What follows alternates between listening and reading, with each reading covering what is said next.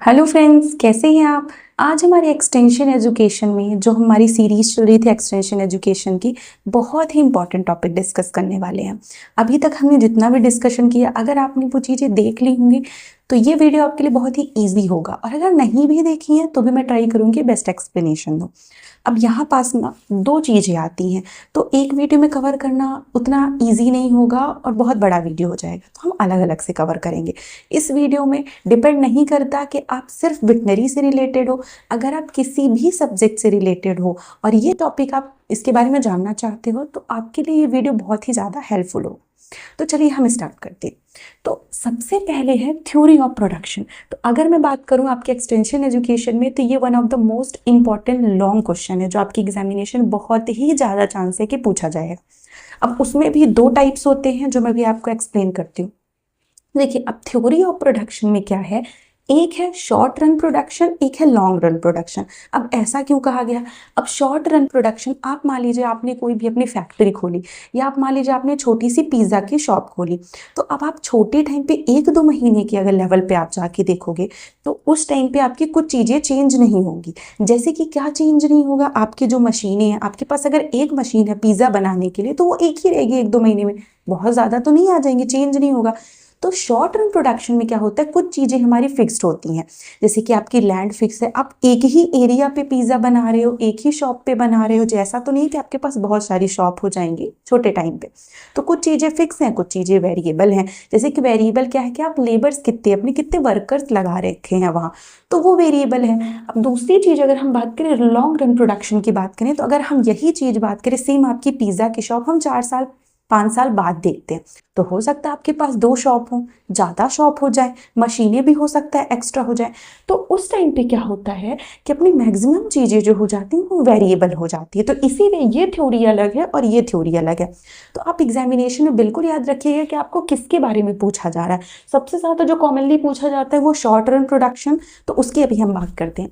अब यहाँ पे एक चीज़ याद रखिएगा, जो भी मैं आगे ग्राफ बताने वाली हूँ, तो आप ट्राई करिएगा, क्योंकि आपके जो एग्जामिनेशन में क्वेश्चन आता है वो काफ़ी लंबे मार्क्स के लिए आता है, लाइक 8 मार्क्स के लिए अगर आ, तो आप ग्राफ ना एक ही में पूरा हौच पौच मत क्रिएट करना, हर एक चीज़ का अलग अलग ग्राफ बनाना है आपको, और लास्ट में एक का सबका साथ में भी बना दोगे तो बहुत अच्छा इंप्रेशन पड़ता है। तो चलिए हम स्टार्ट करते हैं। सबसे पहले हमने शॉर्ट रन प्रोडक्शन की बात करी, तो मैंने आपको बताया कि शॉर्ट रन प्रोडक्शन में क्या होता है, कुछ चीज़ें फिक्स होती हैं, कुछ चीज़ें वेरिएबल होती।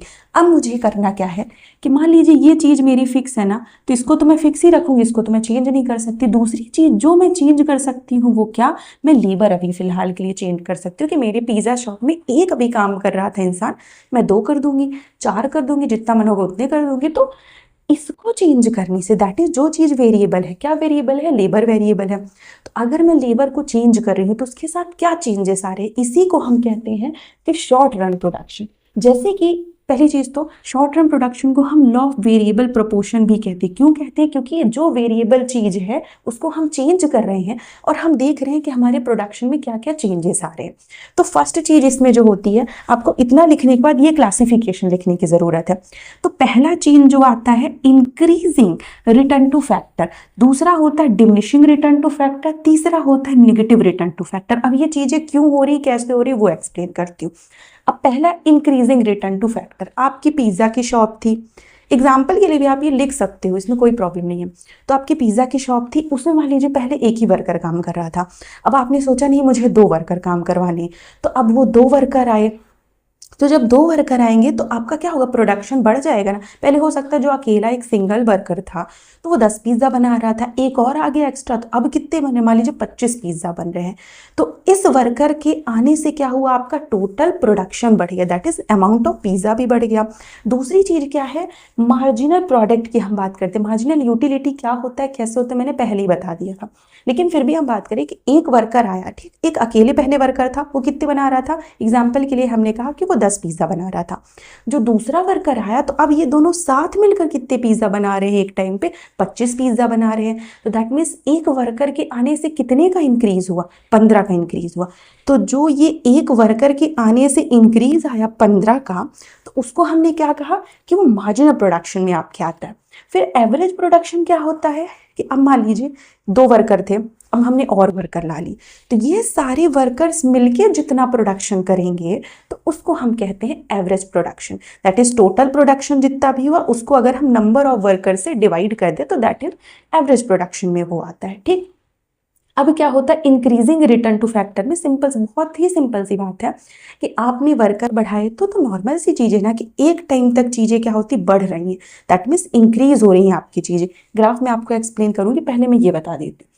फिर डिमिनिशिंग रिटर्न टू फैक्टर, अब ऐसा क्या हुआ कि मैं वर्कर तो बढ़ाती ही चली जा रही हूँ लेकिन मेरा जो प्रोडक्शन है वो अब नहीं बढ़ रहा है। तो होता क्या है कि आप मान लीजिए आपने 2 वर्कर लाए थे ना, तो आपकी चीज़ें पॉजिटिव वे में जा रही थी, बहुत ज़्यादा वर्कर ला लिए, अब क्राउडिंग होना शुरू हो गई है उनके बीच में। तो ऐसा है कि अभी आपका जो भी प्रोडक्शन है वो नेगेटिव में तो नहीं गया है लेकिन अब उतने रेट से नहीं बढ़ रहा है जितने रेट से पहले इंक्रीज हुआ।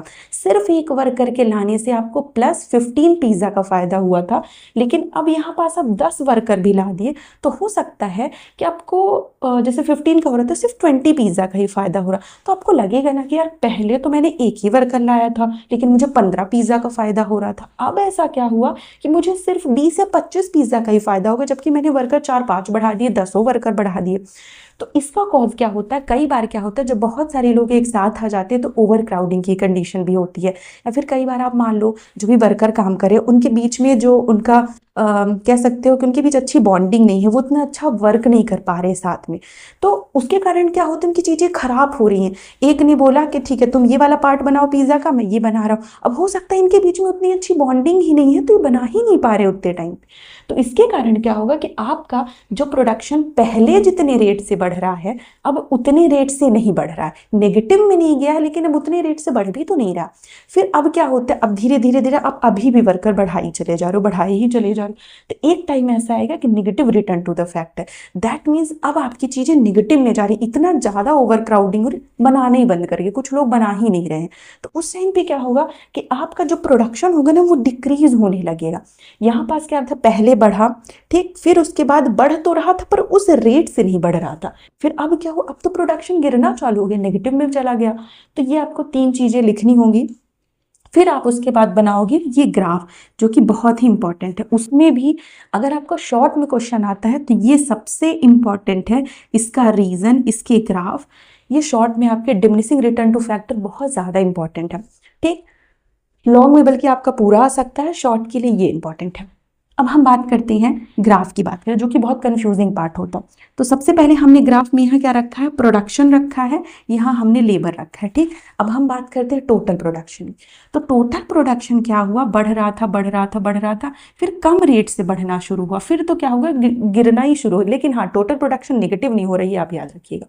तो मैंने जैसे बताया ना कि पहली चीज़ें क्या बढ़ रही थी, टोटल प्रोडक्शन आपका बढ़ रहा था, फिर बढ़ना क्या हुआ, बढ़ तो रहा है लेकिन कम रेट से बढ़ रहा है, फिर उसके बाद तो गिरना ही शुरू हो गया टोटल प्रोडक्शन, बट नेगेटिव नहीं हो रहा। अब दूसरी चीज़ है आपका मार्जिनल प्रोडक्शन की बात करें, तो मार्जिनल प्रोडक्शन में पहले मैं जब एक वर्कर लाई थी ना, तो मैंने जैसे आपको बताया था कि 15 पिज़्ज़ा का प्रॉफिट हो रहा था, तो पहले तो बढ़ा बढ़ा बढ़ा, फिर उतने का प्रॉफिट तो नहीं हो रहा था। दैट मीन्स मैंने देखा कि मैंने एक और वर्कर लाया लेकिन उसके आने से 10 का ही प्रॉफिट हो रहा है मुझे, फिर उसके बाद 5 का होने लगा, तो धीरे धीरे धीरे धीरे ये क्या हो गया, गिरने लगा। और एक ऐसा भी टाइम आता है कि नेगेटिव में चला आता है, दैट मीन्स लेबर के आने से प्रोडक्शन गिर रहा है। दैट मीन्स जैसे मान लो पहले आपके 4 लेबर जो काम कर रहे थे ना ओवरऑल, एक और लेबर आपने ऐड किया, 4 जो मिलके हैं 40 पिज़्ज़ा बना रहे थे, एक और लेबर आपने ऐड किया ना, थोड़ी और क्राउडिंग हुई, इनकी बॉन्डिंग और नहीं बन रही, तो 40 की जगह पे अब 35 पिज़्ज़ा ही बने, 35 पिज़्ज़ा ही बने, तो आपको 5 का तो लॉस हो गया ना। तो मतलब दैट मीन्स इस लेबर के आने से आपके जो मार्जिनल प्रोडक्शन था वो गिर गया, 5 की यूनिट से गिर गया। तो दैट मीन्स वो फिर धीरे धीरे क्या होता है, निगेटिव में जाने लगता है। तो याद रखिएगा एवरेज प्रोडक्शन के कंपैरिजन में मार्जिनल प्रोडक्शन और तेजी से गिरता है, क्योंकि हम इसमें एक ही लेबर के कंपैरिजन में देख रहे हैं और मार्जिनल प्रोडक्शन में हम सारे लेबर के कंपैरिजन में देख रहे हैं। तो अब एवरेज प्रोडक्शन भी ऐसा ही होता है कि पहले तो बढ़ रहा था एवरेज प्रोडक्शन, फिर धीरे धीरे धीरे क्या हुआ, कम रेट से बढ़ना शुरू हुआ, फिर धीरे धीरे ये भी तो गिरना शुरू हो जाएगा ना। तो अगर आपकी एग्जामिनेशन में ये पूरी चीज़ आती है तो आपको पूरे ये सब कुछ लिखना है। ग्राफ आप ट्राई करना कि पहला आप किसका बना लो, टोटल प्रोडक्शन का, फिर अलग से आप बना लो मार्जिनल प्रोडक्शन का, देन उसके बाद एवरेज प्रोडक्शन का आप ग्राफ बना लो। तो इससे क्या होगा, बहुत अच्छा इंप्रेशन पड़ेगा। अगर आप चाहते हो कि मैं वीडियो एक बनाऊँ कि आपको कैसे लिखना है और कैसी चीज़ें बेटर तरीके से आपका जो भी एग्जामिनर हो उसको प्रेजेंट करनी है, तो आप प्लीज़ कमेंट में लिख देना। तो इसके साथ हमारा कंप्लीट होता है क्या, शॉर्ट रन प्रोडक्शन। अब नेक्स्ट वीडियो में हम देखेंगे लॉन्ग रन प्रोडक्शन क्या होता है, उसका ग्राफ कैसा होता है और क्या क्या चेंजेस वहाँ देखने मिलते हैं। तो यहाँ पास अगर आपको कोई भी कंफ्यूजन हो आप प्लीज़ कमेंट में लिख देना, मैं आपको एक्सप्लेन करूँगी। मिलते हैं नेक्स्ट वीडियो।